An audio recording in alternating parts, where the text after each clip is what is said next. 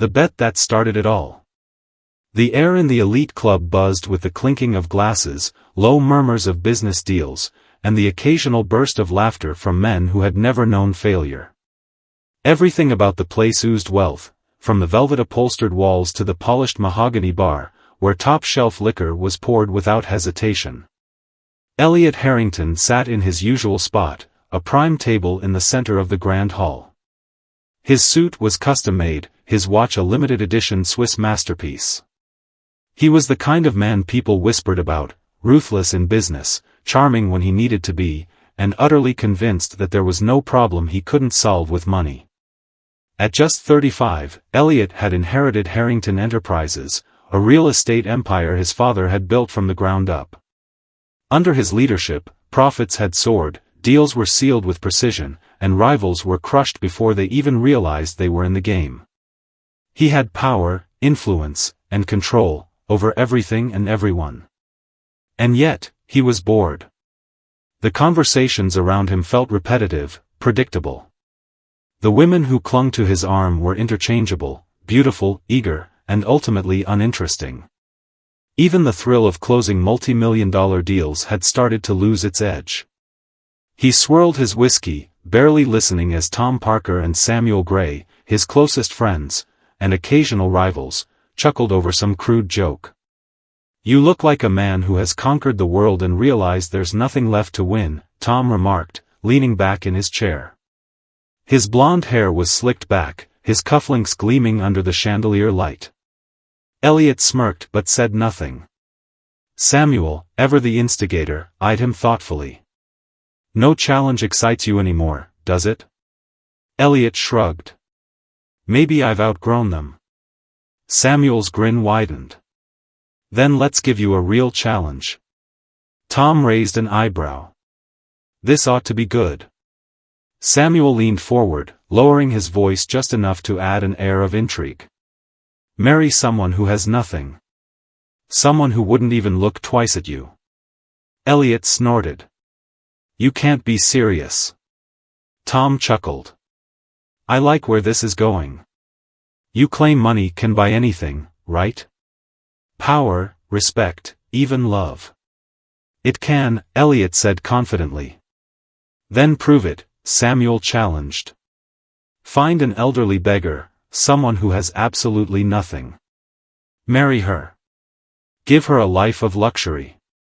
Let's see if your money is enough to make her yours." Elliot leaned back, amusement flickering in his eyes.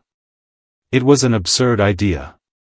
But the way Tom and Samuel smirked, like they thought he wouldn't dare, irritated him.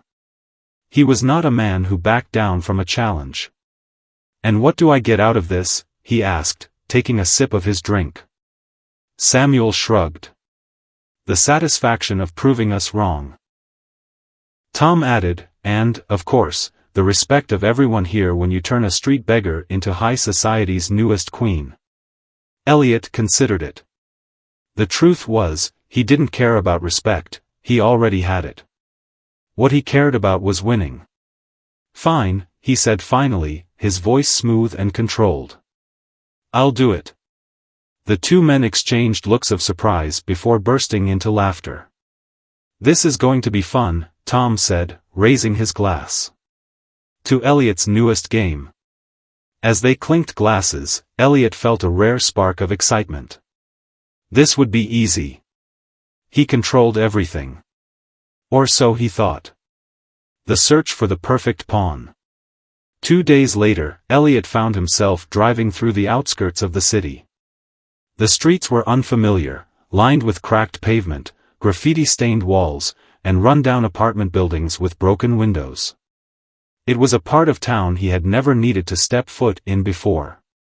He kept his car doors locked as he drove past small clusters of people huddled on street corners, their faces hollow and tired. This was a world he had only ever seen in reports, statistics about poverty, unemployment, and homelessness. To him, these were just numbers on a spreadsheet. Until now. He pulled up near an alleyway, where a handful of homeless people sat against the wall, bundled in ragged layers against the chill. His eyes scanned the crowd until they landed on a woman who was unlike the rest. She was older, perhaps in her 60s or 70s. Her dark skin was lined with age, her hair silver beneath a tattered headscarf. She wore a long, faded coat, but she sat upright, her posture straight. There was a quiet dignity in the way she carried herself, something that set her apart from the others. Elliot stepped out of his car and walked toward her. Several of the homeless people looked at him warily. He was clearly out of place in his expensive suit and polished shoes.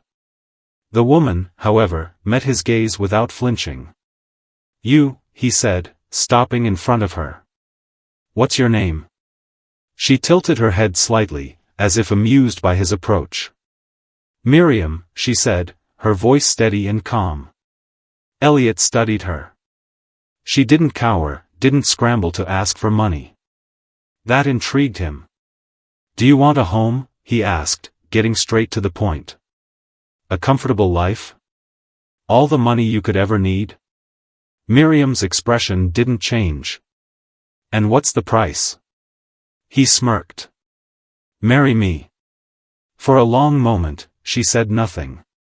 A gust of wind passed between them, rustling her scarf. Then, to his surprise, she laughed. A soft, knowing laugh. "You think you own the world, don't you?" she said. Elliot's smirk faltered. "I do," he replied, though her reaction had unsettled him more than he cared to admit. Miriam studied him, her gaze sharp. Then, without hesitation, she nodded. "Fine. I'll marry you." Elliot had expected shock. Gratitude. Even tears. Instead, she simply stood, dusted off her coat, and walked toward his car with quiet dignity. It was the first sign that he had gravely underestimated her. And it wouldn't be the last. What's next? Elliot thought he was in control. He thought he was playing the game. But the moment Miriam stepped into his life, the game began playing him. And the cost of his arrogance was about to become far greater than he ever imagined. The woman no one expected. The drive back to Elliot's penthouse was silent. Miriam sat in the passenger seat of his sleek, black sports car, her posture straight, her hands folded in her lap. She didn't gawk at the luxury of the vehicle, didn't reach out to touch the expensive leather seats. She simply stared out the window, watching the city blur past. Elliot found her lack of reaction unsettling. Most people, especially those who had nothing, would have at least shown some awe. Some gratitude. But Miriam seemed unimpressed. As if she had already seen the world Elliot thought he ruled. "You're awfully quiet," he said, tapping his fingers against the steering wheel. She turned to him with an unreadable expression. "What would you like me to say?" "I don't know. You just married a billionaire." Most people would have questions. Miriam raised an eyebrow. Most people. Something about the way she said it made him shift uncomfortably. He didn't respond, and they drove the rest of the way in silence. A stranger in the empire. Elliot's penthouse was the definition of excess, floor-to-ceiling windows overlooking the city, marble floors, expensive artwork, and a grand chandelier that cast golden light across the living space. It was modern, sleek, and completely devoid of warmth. Miriam stepped inside, her gaze sweeping across the room. She didn't gasp. She didn't fawn over the luxury. She simply took it in, as if assessing something unseen. Elliot smirked. "Not bad, huh?" She turned to him. "It's big." He raised an eyebrow. "That's all you have to say?" She shrugged. "How many people live here?" He frowned. "Just me. And now, you." Miriam hummed thoughtfully. "A lot of space for one person." Elliot chuckled. "I can afford it." She nodded but said nothing else. A strange discomfort settled in his chest. Most people would have been overwhelmed by the wealth, eager to indulge in the extravagance. But Miriam didn't seem fazed. If anything, she looked detached. Like she was here on business, not as a woman who had just married into unimaginable wealth. Elliot led her to the guest bedroom. It was spacious, with a king-sized bed, silk sheets, and a private balcony. "This will be your room," he said. "You'll have everything you need here." Miriam stepped inside, running her fingers along the edge of the dresser. "Separate rooms?" He scoffed. "You didn't think this was a real marriage, did you?" She smiled slightly. "Oh, I never assumed it was real." That annoyed him. "You're welcome," he said dryly. Miriam met his gaze. "For what?" He blinked. "For giving you all this. A home. Money. A new life." She studied him for a moment before saying, "And what do you think you've taken in return?" Elliot frowned. "What does that mean?" But Miriam just smiled, soft, almost sad. She turned away, running her fingers over the bedside lamp as if lost in thought. Elliot lingered for a moment, then huffed in irritation. "Dinner is at 7. Be ready." Without another word, he left, but something about the conversation unsettled him more than he cared to admit. The woman who didn't belong, or did she? At exactly 7, Miriam emerged from her room, dressed in a simple but elegant black dress. It wasn't designer, wasn't dripping in jewels, but she wore it with a grace that made it look expensive. Elliot barely glanced at her as they entered the private dining area, where a long mahogany table stretched across the room. Plates of gourmet food were arranged neatly, the air filled with the aroma of truffle risotto and grilled lamb. His staff had been instructed to treat Miriam with the same respect they would any guest. But Elliot quickly noticed something strange. The staff, people who had worked for him for years, seemed unusually warm toward her. The chef smiled as he served her meal. The housekeeper, usually reserved, asked if she needed anything with a surprising softness in her voice. Even the butler, an older man who had worked for Elliot's family for decades, pulled out Miriam's chair with a quiet nod of acknowledgement. Elliot frowned. "They like you." Miriam smiled. "They're kind." He stabbed his fork into his food. "They work for me." "Perhaps," she said, cutting into her meal with delicate precision. "But kindness isn't something you can buy." Elliot scoffed. "Everything has a price." Miriam simply shook her head. They ate in silence for a while until she finally spoke. "Tell me, Elliot. What do you think you've won?" He smirked. "The bet." She tilted her head. "And what if I'm not the prize you think I am?" He chuckled. "You don't get it, do you? You went from having nothing to having everything. That's a win for you." Miriam set down her fork, meeting his gaze with a look that sent an odd chill down his spine. "Or maybe," she said softly, "you're the one who has nothing, and you don't even realize it." For the first time in his life, Elliot Harrington had no response. The unraveling begins. Over the next few days, Elliot noticed more strange things about Miriam. She moved through his world with ease, yet she never seemed to belong to it. She didn't rush to spend his money, didn't marvel at the luxury. And people, his people, gravitated toward her. His employees, who usually feared him, smiled when she was around. The maids, who barely spoke, had full conversations with her.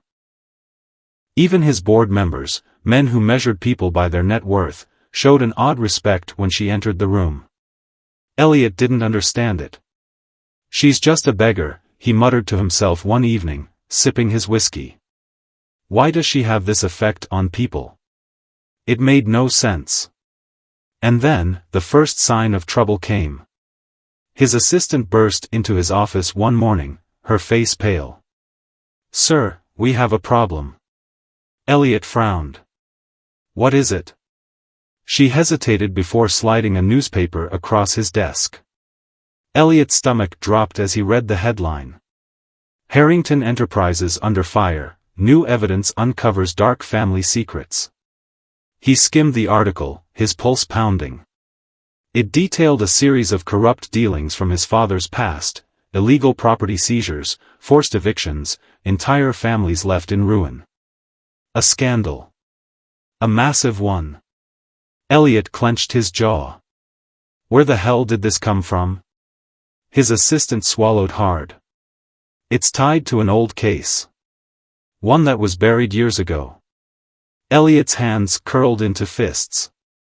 His father had been powerful enough to cover his tracks. So why was this coming out now? His assistant hesitated. Sir, you might want to talk to your wife. Elliot's head snapped up. What? She's connected to one of the cases. Her family. Elliot shot to his feet. His heart pounded as realization crashed over him. Miriam wasn't just some random beggar. She had chosen to marry him. And now, he was beginning to wonder. Had he just invited his own destruction into his home? The beginning of the unraveling. A marriage built on secrets. Elliot stormed down the hallway of his penthouse, his mind racing. The article had rattled him. The name mentioned in the report, the case tied to the scandal, felt like a whisper from the past, a ghost rising from the grave his father had buried it in. And now, his wife, his so-called beggar wife, was linked to it. He pushed open the doors to Miriam's room without knocking. She was sitting by the window, sipping tea, calm as ever, as if she had been expecting him. Elliot held up the newspaper. Care to explain this? Miriam set her teacup down gently.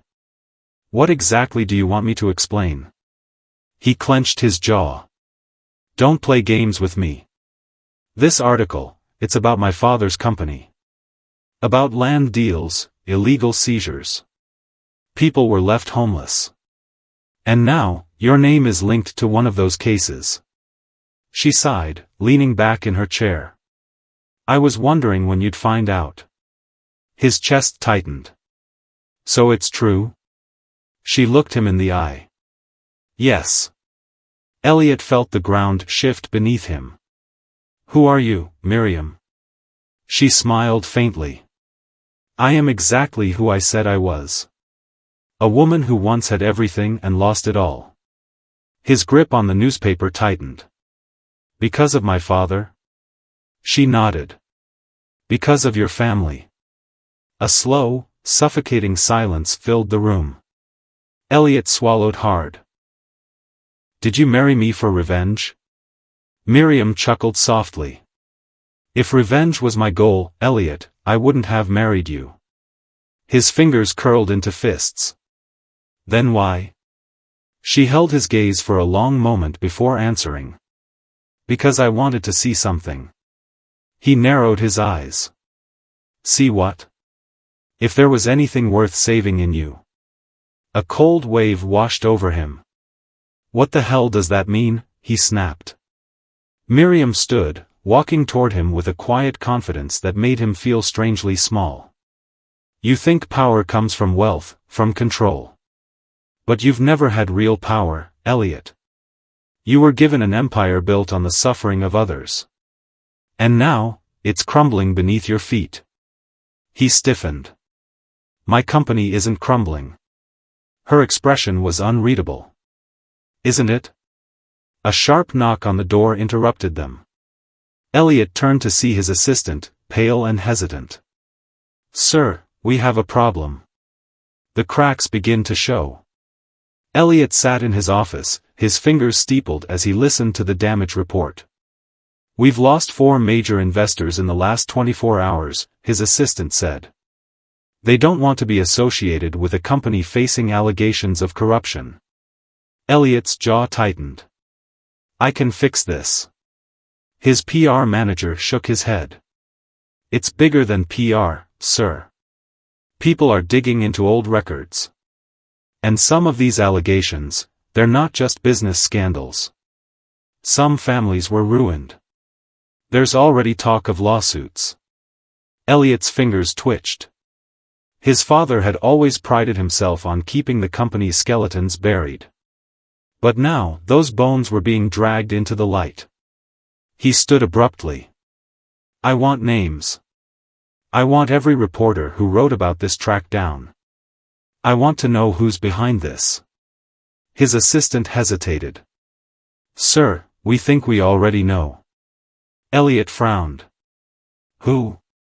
She swallowed. It started with a petition. An organization calling for justice for the families affected. A legal group got involved. But the person who started the movement, her name is Miriam Asante. Elliot felt as if the floor had been ripped out from under him. His wife. The woman who had walked into his life as a bet. She had been playing a much bigger game all along. He turned on his heel, striding back toward the penthouse, his blood boiling. The confrontation. Miriam was in the garden, tending to a bed of flowers when Elliot arrived, his steps heavy with fury. You started this, he accused, his voice dangerously low. Miriam didn't look up. Started what? Don't play dumb with me. The scandal. The press. The lawsuits. It was you. She stood, dusting soil off her hands. I didn't write the articles, Elliot. I simply told the truth. His hands clenched. You did this to ruin me. She met his gaze with calm certainty. No. I did this so the people your father destroyed could finally be heard. Elliot's breath came fast and sharp. You used me. Miriam's expression softened. No, Elliot. I married you so you could see the truth. What you do with it is up to you. His chest tightened. And if I fight back? If I bury this scandal? She studied him for a long moment. Then you'll become exactly the man your father was. A tense silence stretched between them. For the first time, Elliot wasn't sure if he could win. Because, for the first time, he wasn't sure if he was the one playing the game, or if he was simply a pawn in something much bigger than himself. A choice that cannot be undone. That night, Elliot sat in his study, staring at the whiskey glass in his hand. Miriam's words haunted him. Then you'll become exactly the man your father was. His father had taught him that power meant control. That the strong took what they wanted and the weak simply had to endure. But Miriam, she had a different kind of power. She had taken everything he thought he knew and turned it upside down. And worst of all, he wasn't sure if he hated her for it, or respected her. There was a knock on the door. Elliot didn't look up. What is it? His assistant's voice was hesitant. Sir, more investors are pulling out. And the board wants a meeting. They're worried about your leadership. Elliot exhaled slowly. This was it. The moment that would decide his future. He could fight. He could crush the lawsuits, bury the truth, silence the voices rising against him. Or he could finally face the truth. He could do what no Harrington before him had done, change. The choice lay before him, as heavy as the empire that was slipping from his grip. And for the first time in his life, Elliot Harrington wasn't sure if money could save him. The past that wouldn't stay buried. A man at war with himself. Elliot sat at the head of the long mahogany conference table, his board of directors gathered around him in tense silence. The air was thick with unease, a stark contrast to the effortless confidence he was used to commanding in this room. For the first time in his life, Elliot wasn't just in a business meeting, he was in a war. And the enemy? His past. His father's legacy. And the woman he had married as a joke. His lawyer, Charles Whitmore, cleared his throat. Mr. Harrington, we need to discuss the situation immediately. The press isn't letting up. More evidence is surfacing. The lawsuits are growing by the day. Elliot folded his hands, keeping his expression unreadable. What are our options? One of the older board members, Mr. Langley sighed. If you want to salvage the company, you need to fight. Bury the cases, discredit the witnesses, push this story out of the news cycle. Or, another member interjected cautiously, we could take a different approach. Elliot turned his cold gaze to the man. Meaning? Own up to it, he said hesitantly. Compensate the victims. Issue public apologies. Change course before this company is ruined beyond repair. A sharp silence followed. Elliot tapped his fingers against the table. His father's voice echoed in his head. Never apologize. Never admit weakness. Never let them see fear. Elliot had built his empire on those rules. But now, for the first time, he wasn't sure if those rules applied anymore. The woman he couldn't ignore. When Elliot returned to the penthouse that evening, Miriam was waiting. She stood by the window, watching the city lights flicker against the night sky. Her presence filled the space in a way that unsettled him. Your company is in trouble, she said without turning around. Elliot loosened his tie and poured himself a drink. You don't say. She finally turned, studying him. What are you going to do? He downed the whiskey in one gulp, his throat burning. What do you think I should do? Miriam didn't answer right away. Instead, she walked toward him, her calmness like a steady force against his storm. I think the truth is finally catching up to you. He scoffed. Truth doesn't pay the bills. She smiled faintly. No, but it lets you sleep at night. Elliot looked away, gripping the edge of the counter. He hadn't slept in days. How long have you been planning this? He asked, his voice low. Miriam's gaze didn't waver. I didn't plan this, Elliot. The truth was always there. You just refused to see it. His jaw clenched. So you married me because of my father. Because of what he did to your family. She took a slow breath. I married you because I needed to know if you were different. His heart pounded. And? Miriam studied him for a long moment before she said softly, I still don't know. Something inside him twisted. This was the first time in his life that someone had looked at him, not as a billionaire, not as a powerful businessman, but as a man. And for the first time, Elliot realized he didn't know who that man truly was. The empire cracks. By morning, the crisis had worsened. News outlets were broadcasting stories non-stop. Investors were pulling out. Protesters had gathered outside Harrington Enterprises headquarters, holding signs demanding justice. The company's stocks had plummeted. Elliot sat in his office, watching the chaos unfold on a large screen. His assistant stood nervously nearby, waiting for his orders. Should I call PR? She asked. We can try to shift the narrative. Elliot exhaled sharply. His instincts screamed at him to fight, to crush the opposition, to silence the accusations, to wield his wealth like a weapon. But then he heard Miriam's voice in his head. Truth lets you sleep at night. His hand tightened into a fist. For the first time in his life, he hesitated. Then, against everything he had ever been taught, he made a choice. No, he said quietly. No more lies. His assistant blinked. Sir? Elliot stood. Schedule a press conference. Her eyes widened. You're going to? Yes. His voice was steady. I'm going to tell the truth. The world watches. That evening, Elliot stood at the podium in front of a sea of cameras and reporters.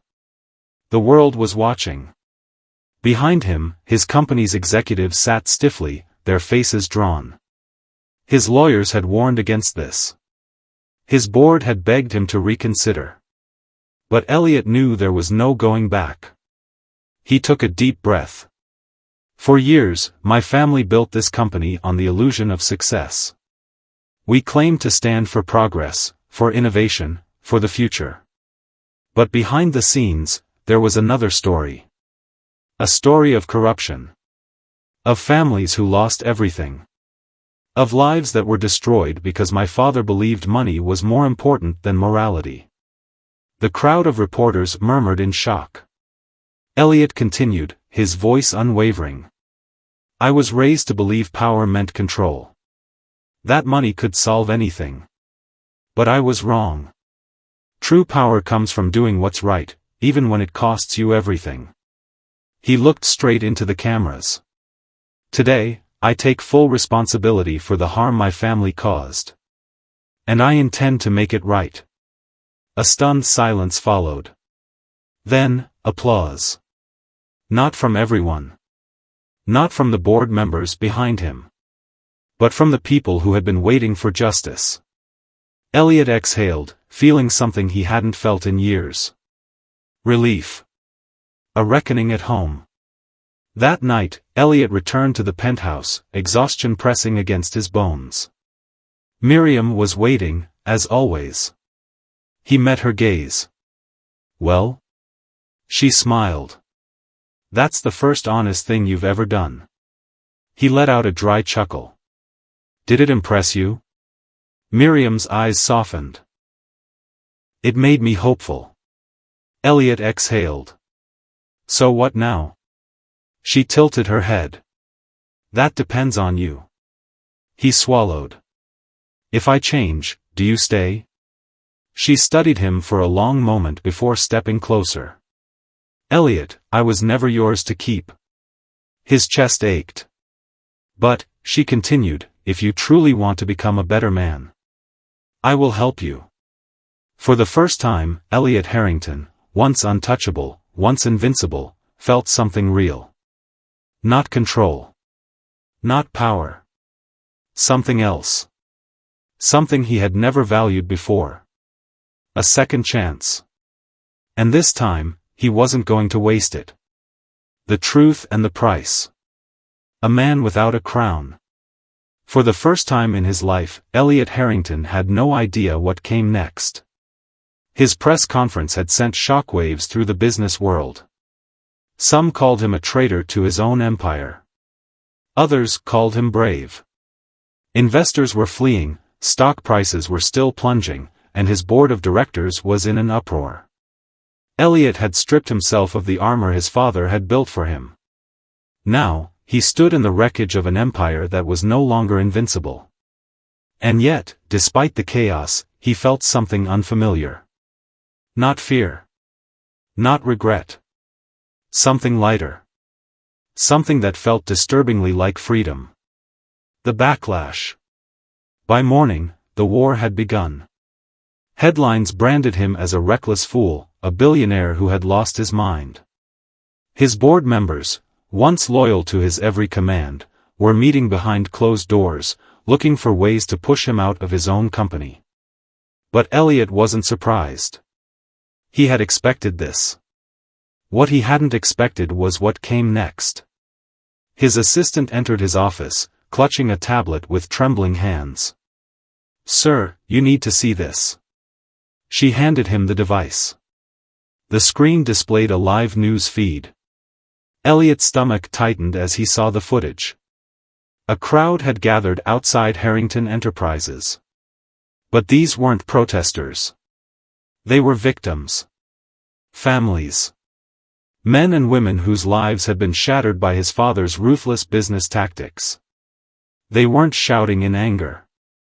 They weren't demanding revenge. They were waiting. For him. For answers. For justice. Elliot set the tablet down. His voice was calm but firm. "Get security ready. I'm going down there." His assistant's eyes widened. "Sir, are you sure? It could be dangerous." He gave a small, bitter smirk. "I think I've lived in enough safety for one lifetime. Facing the people he wronged." Elliot stepped out of the building into the cold morning air. The moment he appeared, the crowd quieted. For the first time, he saw their faces up close. Not as numbers. Not as statistics in a financial report. As people. An older man with tired eyes stepped forward. Are you really going to make this right? Elliot met his gaze. Yes. A young woman, barely in her 20s. Clutched a photograph of her father, a man Elliot's company had forced into bankruptcy. Why now? She asked, her voice trembling. Elliot took a slow breath.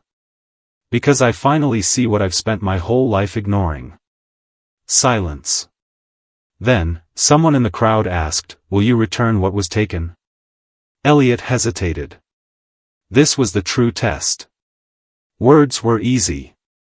Action was expensive.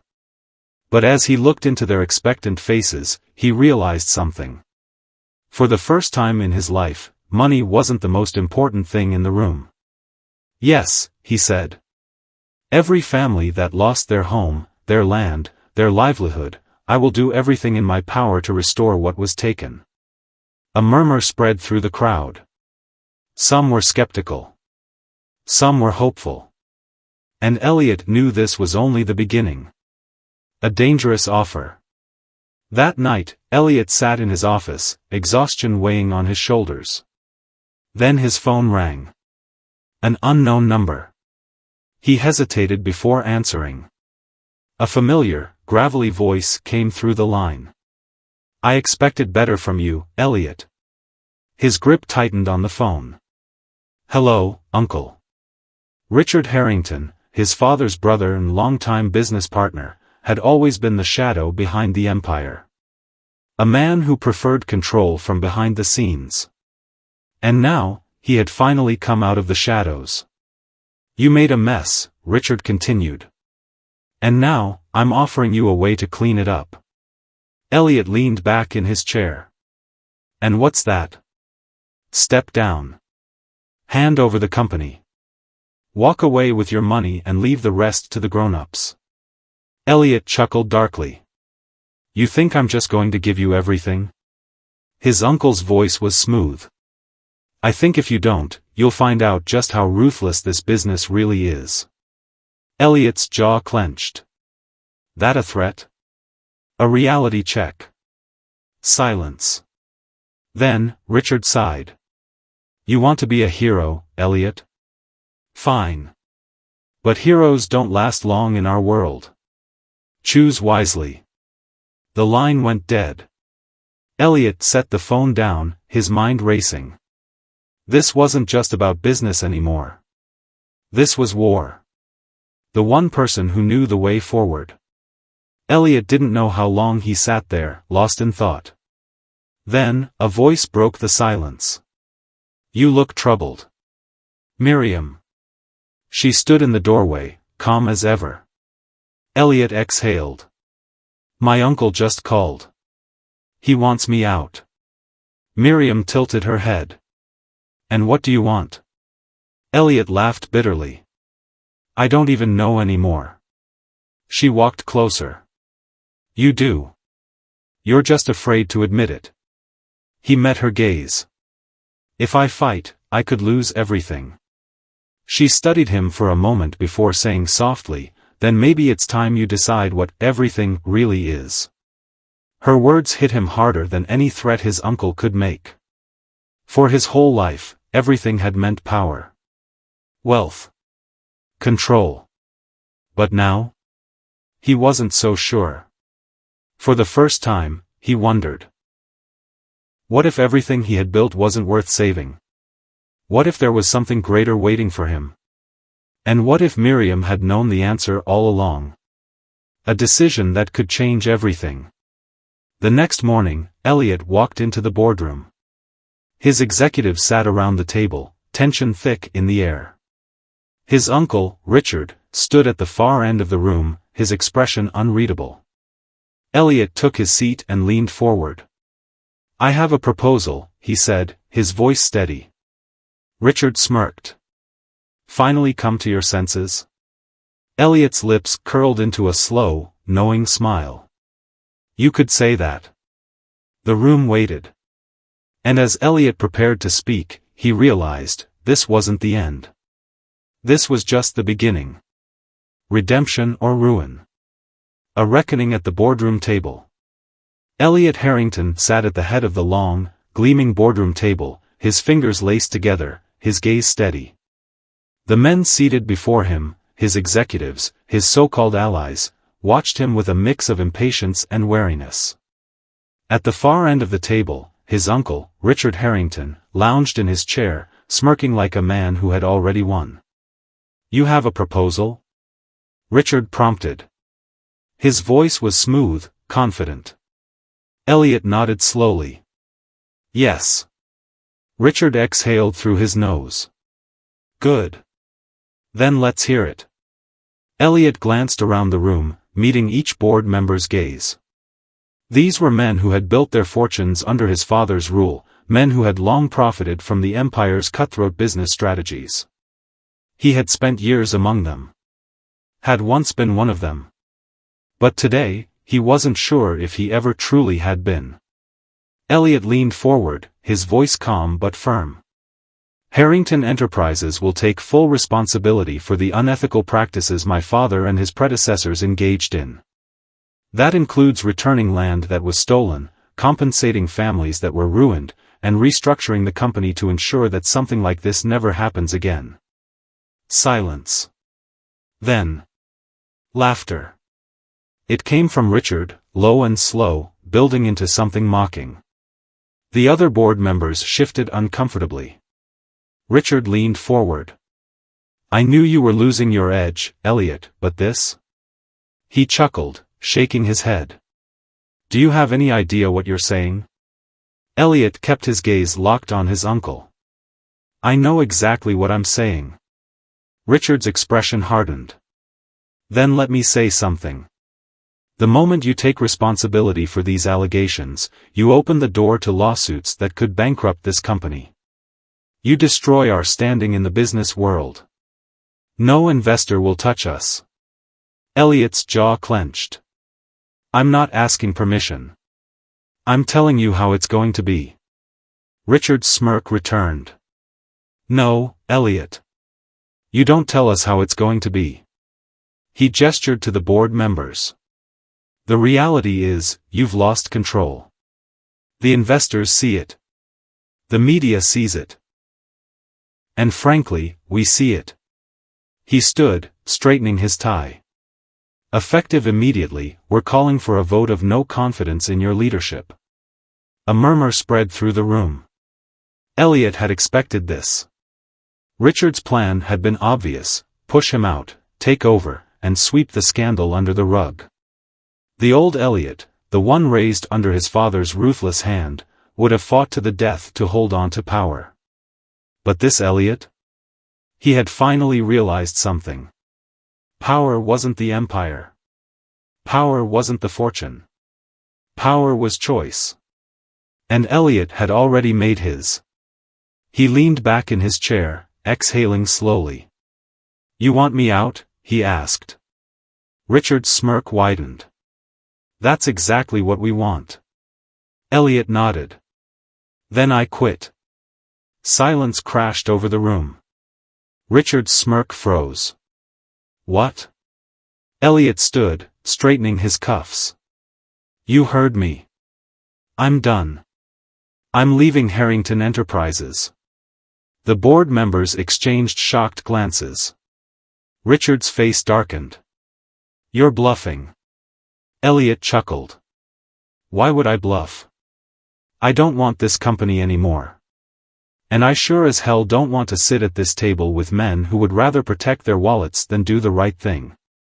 He reached into his jacket, pulling out a neatly folded document. "My resignation letter." He slid it across the table. Richard didn't touch it. He was staring at Elliot as if he had grown two heads. "You're walking away?" he asked, voice low. Elliot shrugged. "I'm walking toward something better." Richard's jaw clenched. "And what do you think happens when you leave? The company won't follow your little redemption plan. We'll fight every lawsuit. Bury the evidence. Business will continue as usual." Elliot smirked. Not exactly. He turned to his assistant, who was standing near the door, holding a tablet. Are the press waiting outside? She nodded. They're live streaming already. Richard stiffened. You didn't. Elliot nodded. I did. The doors to the boardroom swung open. Cameras. Reporters. Microphones. And behind them? The people. The families who had been ruined by his father's empire. Elliot stepped aside, letting them in. You wanted me gone, Richard? His voice was calm, but sharp as a knife. Fine. But you can explain to them why this company refuses to make things right. Richard's face paled. The board members shifted in panic. The press swarmed in, cameras flashing, questions flying. Elliot exhaled slowly. He had just set fire to his entire empire. And for the first time, he felt free. The end of an era, the start of something new. Later that night, Elliot stood on the penthouse balcony, staring out at the city. The city he had once thought he owned. Now, he realized, he had never owned anything. A soft voice broke the silence. You did it. He turned to find Miriam standing behind him. He smiled faintly. I guess I did. She walked forward, standing beside him. So, what now? He exhaled, running a hand through his hair. Honestly? I have no idea. Miriam chuckled. That's the best place to start. He glanced at her. You always knew this would happen, didn't you? She smiled. I hoped. A pause. Then, softer, she said, and I'm proud of you, Elliot. Something in his chest tightened. This woman, this incredible woman, had walked into his life as a bet. And yet, she had become his greatest challenge. His greatest teacher. The one person who had shown him what it truly meant to be powerful. Elliot turned to her fully. Stay. Miriam's eyes softened. Elliot. I don't mean because of the bet. Or because of the money. I mean really stay. She studied him for a long moment. Then, gently, she said, I was never meant to stay, Elliot. His heart sank. She reached up, touching his face lightly. But I will always be in your story. And you, Elliot Harrington, have a whole new story ahead of you. He swallowed hard. And you? She smiled. I still have work to do. His fingers curled. He wanted to stop her. To convince her. But he knew, Miriam was never someone to be kept. She was a force, a movement, a story of her own. And so, for the first time, Elliot Harrington did something he had never done before. He let go. He watched as she walked away, her presence lingering like the warmth of a setting sun. And as she disappeared into the night, Elliot smiled. Because this wasn't the end. It was just the beginning. Of the man he was finally becoming.